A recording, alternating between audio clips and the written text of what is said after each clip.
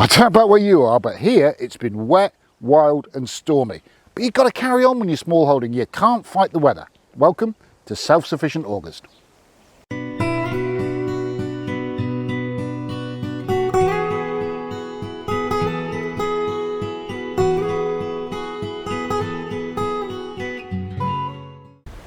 Welcome to English Country Life. My name's Fiona and together with my husband Hugh we run a small holding homestead here in Lincolnshire in the UK, and this is the August episode of our series The Self-Sufficient Year.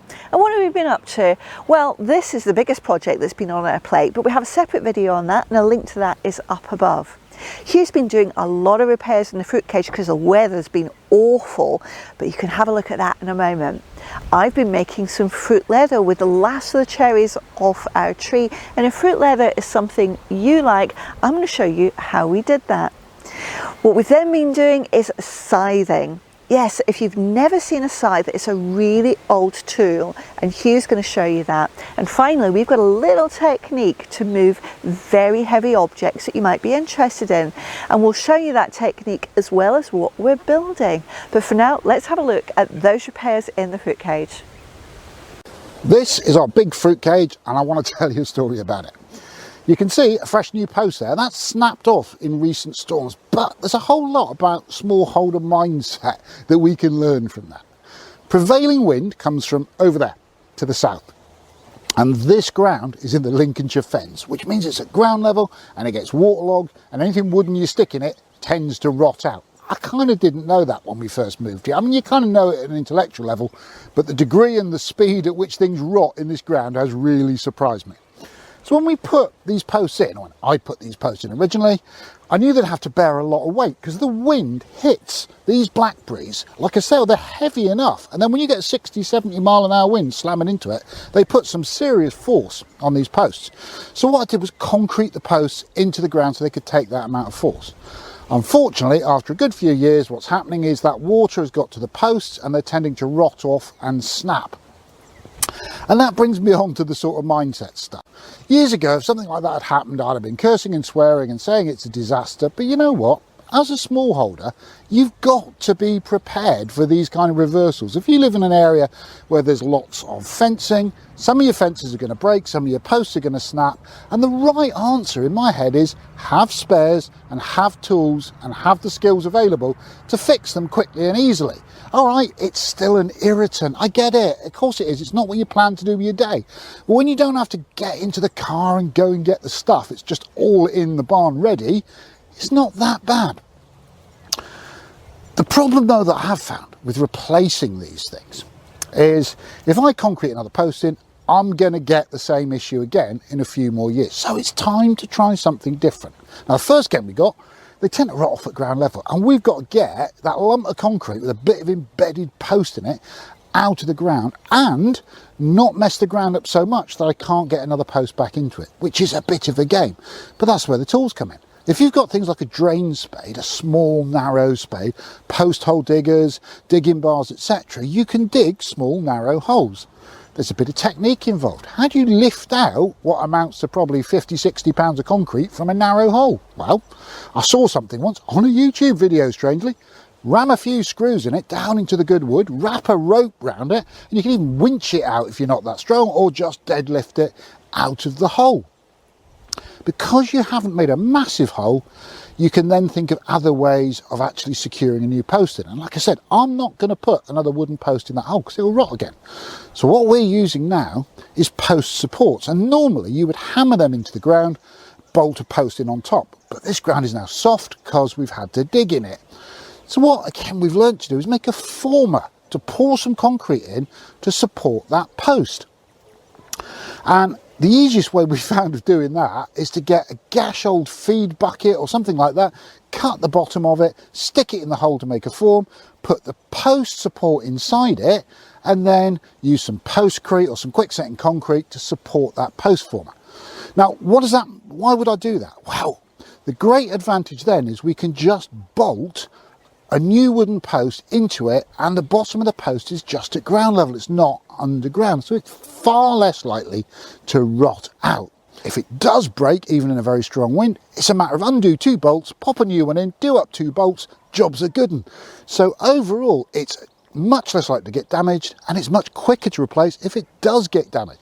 And I've learned that, you know, this is the thing of the small holding life. There's a lot of trial and error, but when things go wrong, A, be prepared, and B, don't do the same thing again and again. Find a better way of tackling that job. We've been making use of the last of the cherry harvest to make some cherry fruit leather.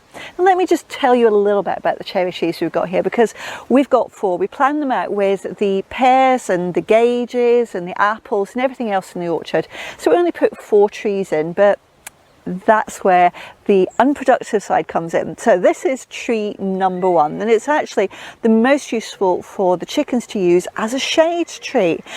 But that means the canopy is massive, as you can see, and it is really almost impossible to get the fruit off the top. So it's not a productive tree for us, it's really for the chickens. We're then left with 3 cherry trees. 2 of them are dessert cherries, so they're really beautifully sweet and can be eaten straight away as fruit. And then we've got a 3rd one, which is this little beauty behind us, the morello tree. Now, morello cherries are actually really quite sour, and they're normally used for cooking, and we do that. So we use them for desserts and making various, we use them for cakes, we use them for puddings, really lovely fruit. But in the last of the harvest, I wanted to make some cherry fruit leather because it's a favourite of mine and of Hugh's. And what is the fruit leather? Well, let me show you, because how we go about the process, we need to get the cherries off the tree to begin with, and that means ladders, scaffolding, getting as much as we can. So I do have to make sure that I'm not falling off and I'm not dizzy on that day, just to be on the safe side. What we then have to do is get all of those stones out of the cherries, because they are stoned fruit. And that takes ages, but we've got this wonderful little tool that makes that job a little bit easier. It goes through them incredibly fast and it speeds that job up. I love this little tool. What we then have to do is get them into that paste to make the leather. So first of all, stick all the cherries in a liquidizer and whiz them up. Then pop them in a pan, and I'm adding a reasonable amount of sugar because it is very sour fruit. Now I like a sour flavour, so I don't add a huge amount of sugar, but enough so it takes off that kind of face that you have if it's really, really sour and you eat it. I want to just enjoy the sourness rather than have my entire face puckered because my taste buds are overwhelmed with sourness. Once I've got that, and I've got this wonderful puree actually boiled down a little bit, and I have to keep stirring it so it doesn't stick to the pan and burn, I then put it on dehydrator sheets and pop it in our Excalibur dehydrator. I'll then keep an eye on it for a few hours because I'm never quite sure how long each one's going to take. It depends how thick the consistency is to begin with, and actually how deep the mixture is actually on the trays too. So sometimes it's 4 hours, sometimes it's 14, and I just need to, every hour, just have a quick look at it. When I have got the right consistency, which is essentially so it's soft, it's not brittle, and it's got some flexibility to it, I will bring it out. And that solid sheet I will then peel off and then cut into various lengths. Those I just roll up because it makes it easier to store in jars, and voila, I have got cherry fruit leather, the best snack for Hugh and I. Today I wanted to show you my back passage. Now, what that is an area of land that isn't ours, it's actually our neighbours, but it gives us access to the back of the field so that people can drop us things like sort of logs and wood chip and other various things that they're kind enough to give us. Trouble is, it tends to get overgrown with nettles, and I have to cut them down before they come in. If I go in there with a strimmer, you're going to find out what most bushcrafters know, that nettle fibres are really strong and really long, and they'll wrap themselves around the strimmer. So what I tend to use is an old-fashioned scythe. Now, that might make you smile and you kind of think, oh, you know, old father time or what have you, but there is a truth. There's a lot of tools left behind by industrial agriculture that still work brilliantly well on a small holding, that cost very little money and can be had for next to nothing. Now, I had to teach myself to get a cigar stone and sharpen the blade, and I had to learn how to peen it, which is draw the blade out so that you can sharpen more easily. But you know what? There's plenty of YouTube videos out there. You can go on a course. But seriously, a lot of these old tools still have a place. And I do wonder, should I make a video on old tools that are still useful for smallholders? We're in our barnyard, and I'm not sure that you've seen much of this area before. We have this fantastic barnsteading with 3 barns around us, and we're starting to use this area to store logs. And what we've decided to do is make use of these. Now, these are vegetable crates. We live in the middle of an agricultural community, so vegetables are grown widely in the fields around us. There are cabbages and peas and potatoes, you name it, they're all in the fields. And these are the crates which are normally used to transport cabbages. So they are massive. I mean, look at this, and I am not a short lady, I am really quite tall, so they are massive. Now, these crates can't be moved around with cabbages in them anymore. They are compromised a little bit in terms of their integrity, but they are amazing if they're static, in place, and never going to be moved. And we're going to store logs in them. And what we've managed to do is, because we're putting these vertically, clearly these crates are normally horizontal, but vertically we can use them as bays to pick wood out. And that means we can keep track of it. So if we cut down one of our trees and cut it up, we can put it in here. And then another 6 months later, we might get another tree cut down, and we'll cut it up and put it in here. Now, we know that we need to burn the wood from that one first rather than this one, so we can keep track of the various ages, because that's important. We need to actually season wood for at least 2 years before putting it into our wood burners. And that's because wood that goes in which has got too much moisture in it can actually tar up the chimney. So that's a really bad thing. But these crates, massively heavy, they're really difficult to move around. Now, Hugh and I can just about do it with one of us at either side lifting, but that's a massive strain on our arms and a big strain on our backs. And it's worse for me because I don't have Hugh's upper body strength, and I can lift, but it's worse for me. My arms really do hurt after it. But we've developed this little technique, and it might seem a bit counterintuitive, and we use 2 sack trucks.